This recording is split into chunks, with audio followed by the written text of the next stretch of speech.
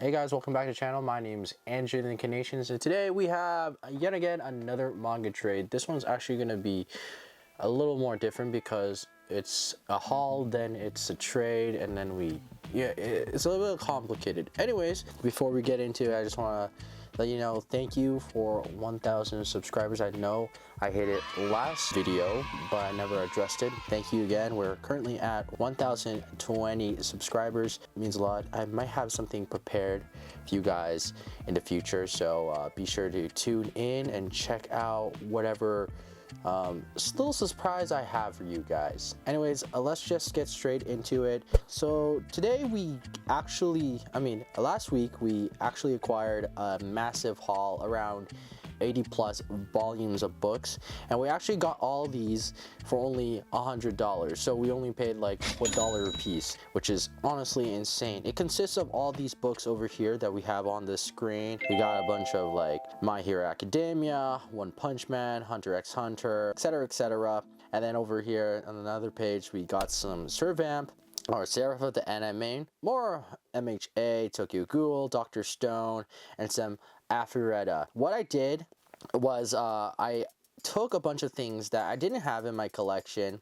For instance, some volumes of Dr. Stone that I didn't already have, or I sold off the entirety of My Hero Academia because I actually already own a bunch of these volumes, actually all these volumes in this lot. So I did recuperate my earnings of how much I spent to acquire a bunch of all these volumes. And then what I did was listed a bunch for sale and then up for trade as well. What's happened was someone took interest in one of the lots and offered a trade with me. So but before we get into it, let's just showcase some of the things that we decided to keep. So one of the first series that we decided on keeping and adding to the collection is Servamp of the End. Seraph of the End, I'm not really sure. This is a long-running shonen series about vampires. I haven't really checked it out yet. It does have an anime that is supposedly kind of old already, but I'm really excited to check this out.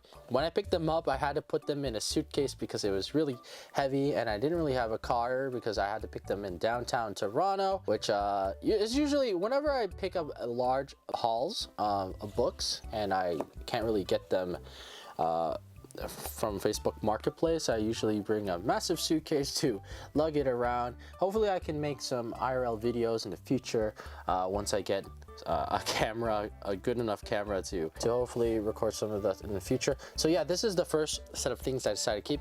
The next one was actually the Afureta, if I can find it. Let me get it in 1 second. This is only the first 5 volumes of this series. As you can tell, this is an isekai about a guy that gets reincarnated, and you know how isekai goes. It's actually not the first set of volumes I have of Afureta. I actually have some other volumes up over here if I can move a bunch of these books. I have no room on my shelves and they're completely stacking on top of each other.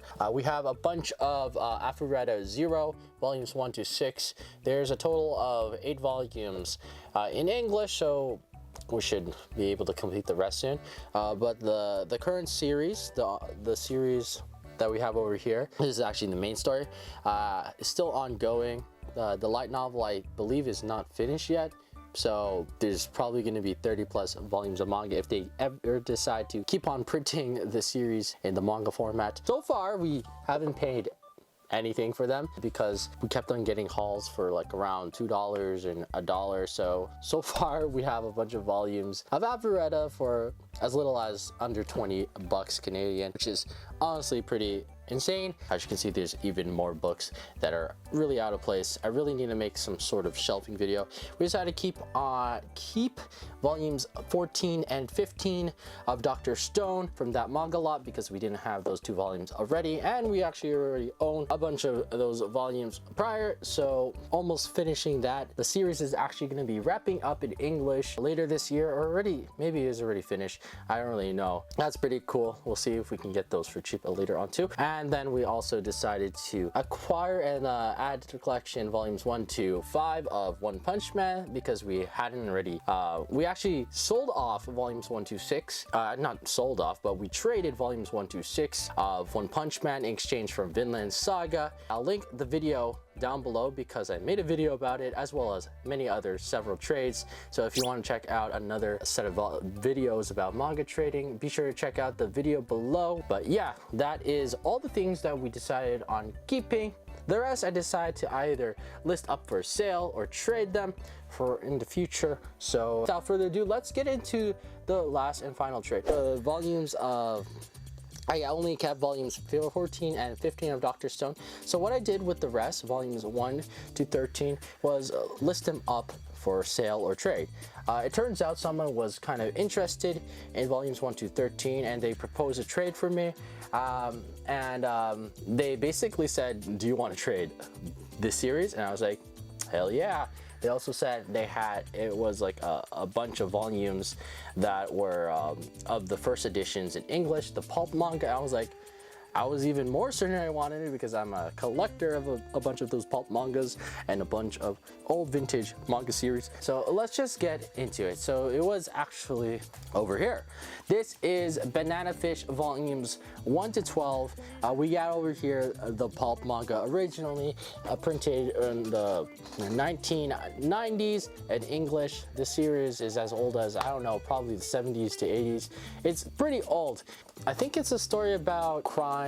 Let's see here. It's a mystery manga series, has a ton of violence, was serialized from 1985 to 1934. So yeah, it is pretty old. As you can see here, we have it in the old vintage Viz Pulp Manga editions. There was only a total of 7 volumes ever produced in this format. Later on, they decided to print them in this format that we see today. During the pandemic, they were actually going out of stock a lot. Now you can pretty much get them easily. The ones that we have over here are pretty faded, of sun damage. First one over here is pretty good. But yeah, this one is, do we have a set of characters that are trying to find out what the hell Banana Fish is, sort of like One Piece. Not really though. I did watch the anime when it was coming out. It was not really my cup of tea. I don't really remember what was happening. All I know, it was quite boring for me.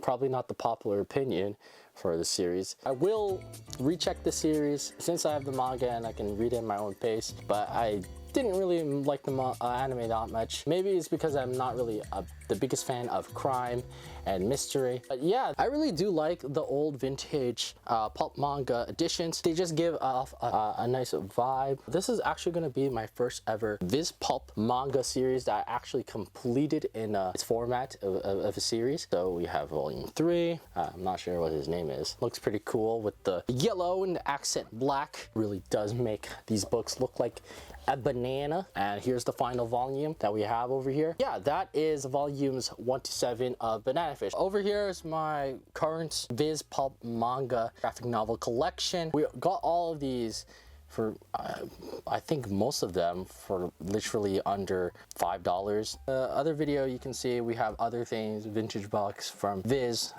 like the Viz graphic novel series. If you want to check my video down below on my current Viz graphic novel collection, check it out. It's pinned down in the comment section down below. But yeah, this is Banana Fish. We have a bunch of Orochi Blood shortcuts. But yeah, that is the current pulp manga collection. This was manga imprint by Viz that tried to expose a bunch of the more adult theme manga in the West.